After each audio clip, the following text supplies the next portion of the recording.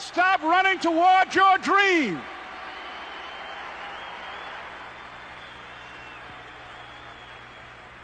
It's very important as you hold on to that dream. There are moments when you're going to doubt yourself. There are rough times that are going to come, but they have not come to stay. They have come to pass. It's very important for you to know that. Don't say I'm having a bad day. Say I'm having a character building day.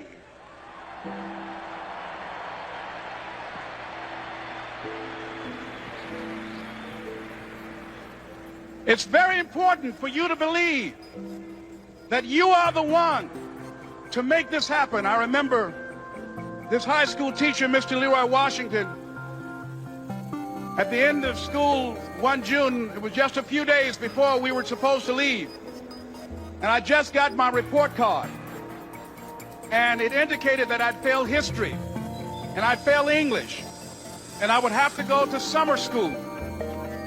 And I was feeling within myself that I was a failure, that I'm slower than most people in getting paperwork, and I was feeling down on myself and very negative. And Mr. Washington was giving a speech to the graduating seniors, and I was in 11th grade. And even though I wasn't supposed to be in there, I went in there because the speech he was giving, that speech was for me. And as he talked, my heart began to beat fast. Tears began to run by my eyes, and I was in the back just listening to him because he said, and he was a very dramatic man. I still talk to him to this day. He said, as graduating seniors of Booker T. Washington High School, I want you to know that you're blessed and highly favored, and that as you go toward the future, begin to know that you have greatness within you.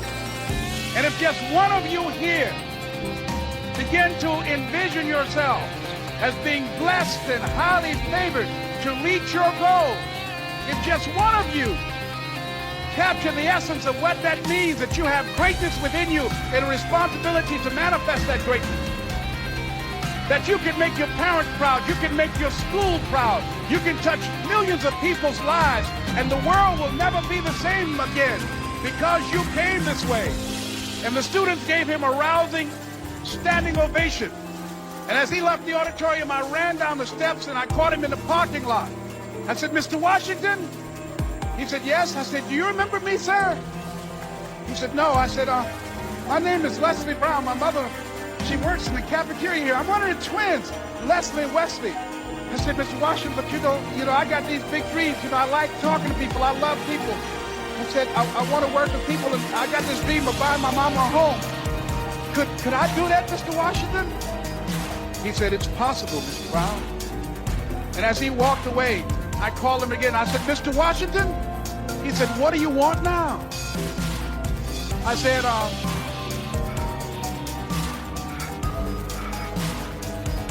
I'm the one, sir.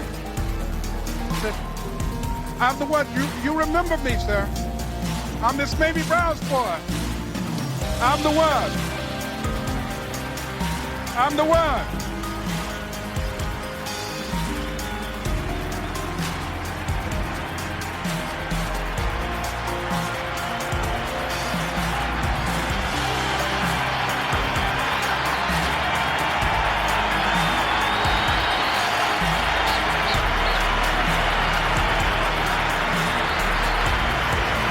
And you must feel that's why you're here, because you are the one. And I remember when PBS first played one of my specials called You Deserve, one Sunday afternoon in Miami, Florida. I had some friends call him to tell him to tune in. And he watched the program. He called me in Detroit, and I answered the phone. I said, hello. He said, may I speak to Les Brown, please? I said, who's calling? He said, you know who this is. I said, oh, Mr. Washington, it's you. He said, you were the one, weren't you? I said, yes, sir. He said, and you were so crazy. I said, I know, but I'm rich now.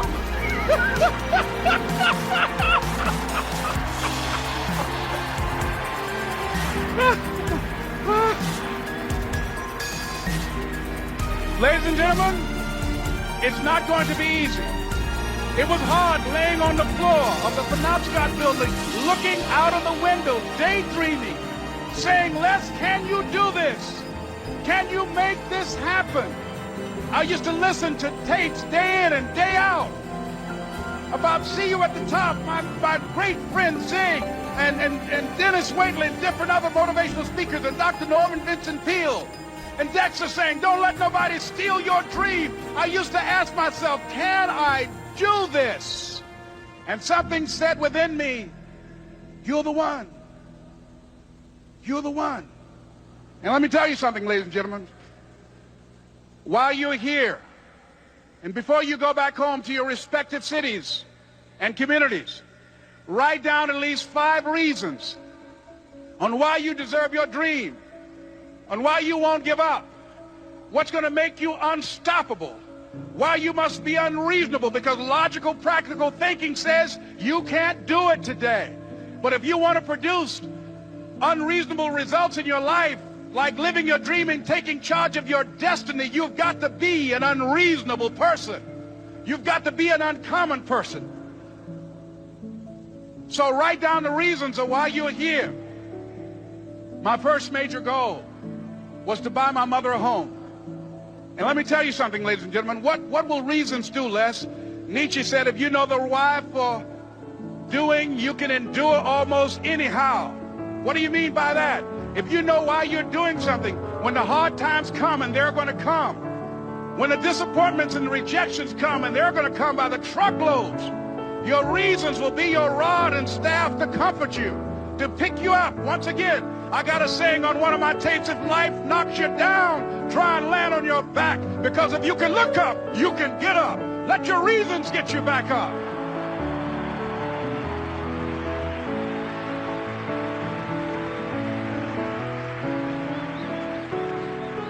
I remember when I bought the home for my mother, and she came out of the car. When I opened the door, I said, Mom, I think I know these people in this house.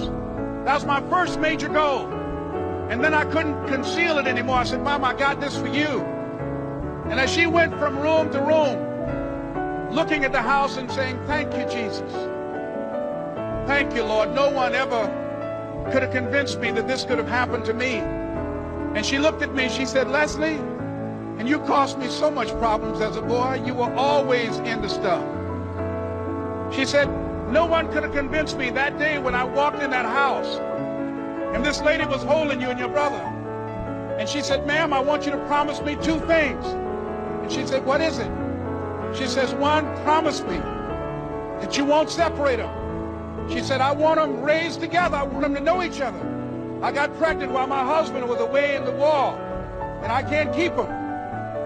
Promise me that you won't separate them. She said, I promise I won't. I've never had children. I promise I won't separate them. And she said, promise me that you'll never tell them about who I am, because if my husband ever found out, he would kill me. She said, I promise. And she said that she gave them to us, and she kind of cried, and she was walking out the door, and she looked at my adopted mother. She said, remember, don't you separate them. She said, I swear to God, I won't separate them. I'll keep them together. And she said, as I held y'all in my arms, I never had any children of my own. I didn't know how I was going to do it. But I knew with the help of God, I will do it. And ladies and gentlemen, my mother had a dream of having children and raising us. She didn't know how she's going to do it. You're going to be just like that. And some of you are already there. Well, you don't know how.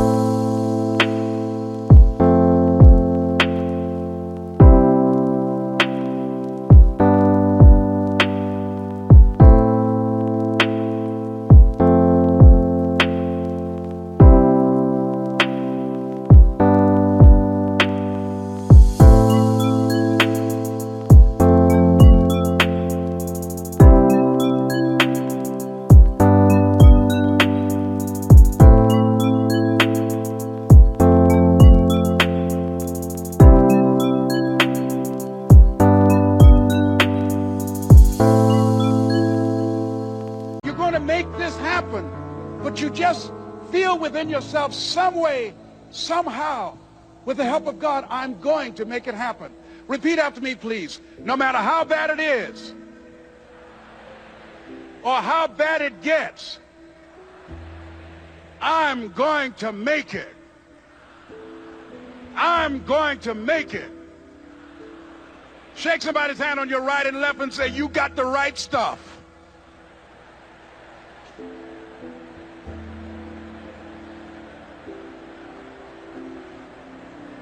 So yes, it's possible for you to live your dream. It's necessary that you associate with winners, that you work your system, that you are relentless, that you never give up. It's you. You've got to take personal responsibility. You've got to make it your personal business to make it happen. And you've got to resolve within yourself that I can do this, that it's hard, but you've got to say, I'm the one. I'm the one to make this happen. I'm the one to become successful in this business. As you work to help other people to become successful, that feeds your success. But you know it's going to be hard, but find out what will make it worth it for you. So, ladies and gentlemen, if you want to make your dream become reality, the people that are running at their dreams know that it's possible that you can live your dream, that it's necessary that you're relentless, that you have a plan of action, that you are creative.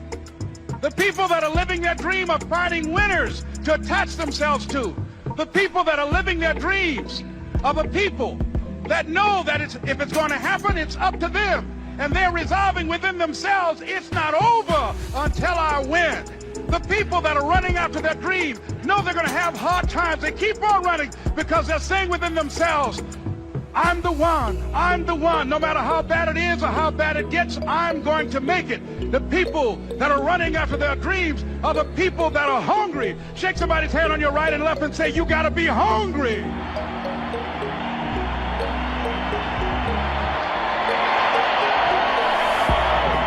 And as you run toward your dream, I want to dedicate this to you that I love very much. I want to thank Dexter and all of you. It's something that I'm known by. It's on our tapes called Choosing Your Future, and it says simply this, that if you want a thing bad enough to go...